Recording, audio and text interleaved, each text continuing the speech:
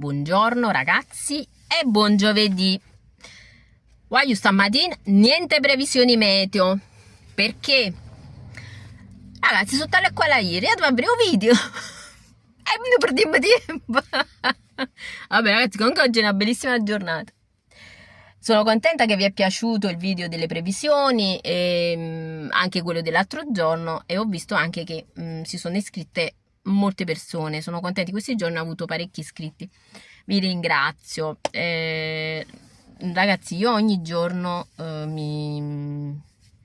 veramente mi faccio proprio segno la croce ogni giorno che mi sceto, ogni giorno che esco e metto qua la macchina.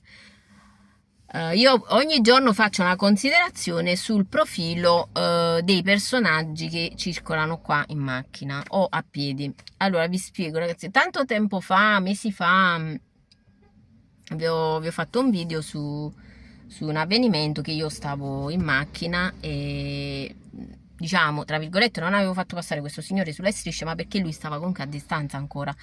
Il codice della strada è chiaro e io, anche se non ci crederete, me lo ricordo perché ho una buona memoria e ho studiato. Allora, quando tu stai sulla carreggiata e nelle immediate vicinanze non c'è nessuno, tu devi liberare la carreggiata, non è che puoi stare lì e impedire la circolazione. Lui era lontano, io sono passata, questo mi stava distruggendo la macchina, vabbè, ve l'ho raccontato. Ragazzi, poi gli stessi personaggi, questi qua, sono proprio quelli che poi in macchina, quando guidano, non vi fanno passare sulle strisce. E allora voglio, voi che vi strada fa? Li strada più ammazzata. Però vi spiego il napoletano. A me quando succedono queste cose, la mia reazione, ma io al massimo mi faccio una smorfia. Faccio un pernacchio. Alla fine finisce così, ragazzi, finisce a taralluccio e vino, no? E niente ragazzi, noi napoletani siamo così.